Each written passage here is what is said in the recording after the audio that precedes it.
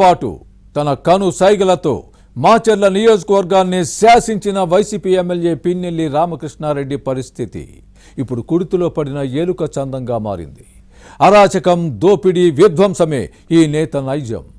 ఈయన ఎమ్మెల్యేగా గెలిచిన తర్వాత మాచర్లలో మళ్లీ ఫ్యాక్షన్ సంస్కృతి ప్రబలిందనే విమర్శలు ఉన్నాయి. తనను ప్రశ్నించిన వారిపై అక్రమ కేసులు పెట్టించి వేధింపులకు గురిచేశారు. దాడులు, దౌర్జన్యాలతో బరిదగించి వ్యవహరించారు. చివరకు ఎన్నికల హింసతో ఈ నేత పాపం పండిందని అంటున్నారు. ఎలక్షన్ కమిషన్ అరెస్టు ఆదేశాలతో అజ్ఞాతంలోకి వెళ్లి తలదాచుకునే దుస్థితి దాపురించింది. మాచర్లలో పిన్నెల్లి అరాచకాలపై ఇన్సైడ్ స్టోరీ.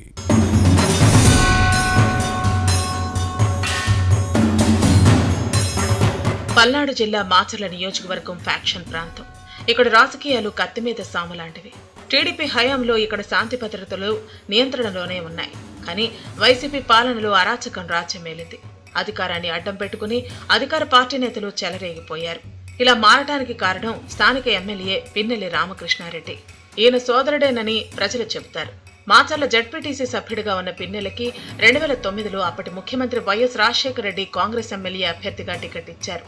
ఆ ఎన్నికల్లో గెలిచిన తర్వాత ఈ నియోజకవర్గాన్ని తన సొంత సామ్రాజ్యంగా మార్చుకున్నారు. వరుసగా ఎన్నికల్లో గెలవటంతో పల్నాడు రాజకీయాల్లో ఈ నేతకు ఎదురు లేకుండా పోయింది. తన సోదరుడు పిన్నెల్లి వెంకట్రామిరెడ్డితో కలిసి అడ్డంగా దోచుకున్నారనే ఆరోపణలు ఉన్నాయి. ప్రైవేట్ సైన్యాన్ని ఏర్పాటు చేసుకుని ప్రజలను భయభ్రాంతులకు గురిచేశారన్న విమర్శలు లేకపోలేదు. 15 ఏళ్లుగా మాచర్ల నియోజకవర్గంలో పిన్నెల్లి సోదరులు చేయని అరాచకం లేదంటారు. భూ కబ్జాలు, ఆస్తుల ధ్వంసంతో పాటు అడ్డొచ్చిన వారిని హతమార్చారన్న ఆరోపణలు ఉన్నాయి. దాడులు, దౌర్జన్యాల గురించి చెప్పాల్సిన పనిలేదు.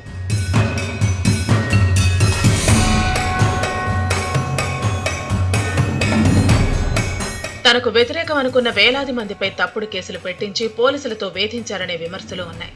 ఇక పోలీసులకు కూడా ఈ నేత చెప్పిందే వేదం. పిన్నెల్లి సోదరులకు తాబేదారులుగా పనిచేసి విధులను విమర్శించారనే వాదనలు ఉన్నాయి.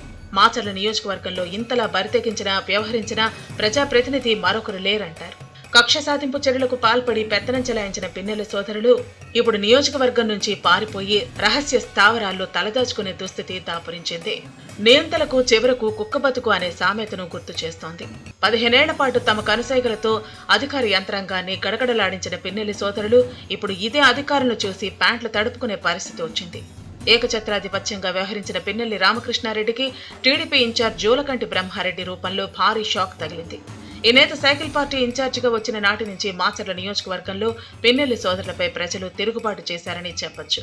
బ్రహ్మారెడ్డికి జనం బ్రహ్మరథం పట్టడంతో జీర్ణించుకోలేని పిన్నెల్లి సోదరులు బీసీ నాయకులు తోట చంద్రయ్య, జల్లయ్యలను హత్య చేయించి టీడీపీ కేడర్లో భయాందోళన సృష్టించాలని చూశారు. కానీ పార్టీ నేతలు, కార్యకర్తలు అంతకు రెట్టించిన ఉత్సాహంతో పనిచేసి ఇటీవల జరిగిన ఎన్నికలను వార్ వన్ సైడ్ అనే రీతికి తీసుకొచ్చారు.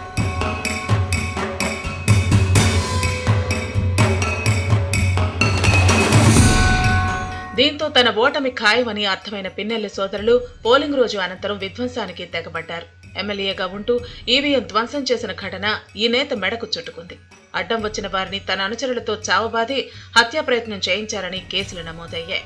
టీడీపీ పోలింగ్ ఏజెంట్లపై మారణాయుధాలతో దాడులకు పాల్పడటం ఈ నేత ఫ్యాక్షన్ సంస్కృతికి నిదర్శనం. వాహనాల దహనంతో రావణ కాష్టాన్ని తలపించేలా చేశారు.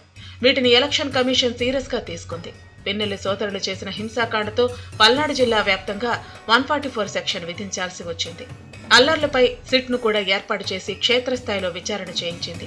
దీంతో పిన్నెల్లి సోదరుల్లో భయం మొదలైంది. హౌస్ అరెస్టులో ఉన్న పిన్నెల్లి సోదరులు అర్ధరాత్రి పారిపోయారు.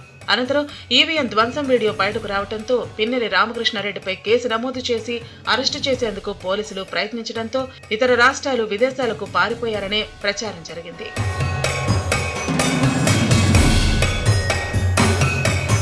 ఈవీఎం ధ్వంసం ఘటనపై కేంద్ర ఎన్నికల సంఘం సీరియస్ అవడంతో తమను అరెస్టు చేయడం ఖాయమని తప్పించుకు తిరిగారు. చివరకు హైకోర్టును ఆశ్రయించి ముందస్తు బెయిల్ తెచ్చుకున్నారు. దీంతో పల్నాడు వస్తారని అందరూ భావించారు. కానీ తర్వాత కూడా పిన్నెల్లి సోదరులు ఆచూకీ లేకపోవడం నియోజకవర్గంలో చర్చనీయాంశంగా మారింది.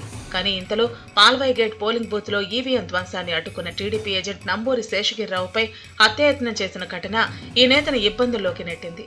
దీనిపై రెంటచింతల పోలీస్ స్టేషన్లో మరో కేసు నమోదైంది. అదేవిధంగా కారంపూడి సీఐపై దాడి చేసిన ఘటన కూడా ఎమ్మెల్యే మెడకు చుట్టుకుంది.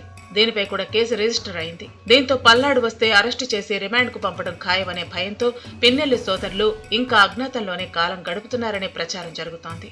ఇక జూన్ 4న ఓట్ల లెక్కింపు జరగనుంది. అప్పుడు కూడా పిన్నెల్లి సోదరులు మాచర్లకు వచ్చే పరిస్థితి లేదని తెలుస్తోంది.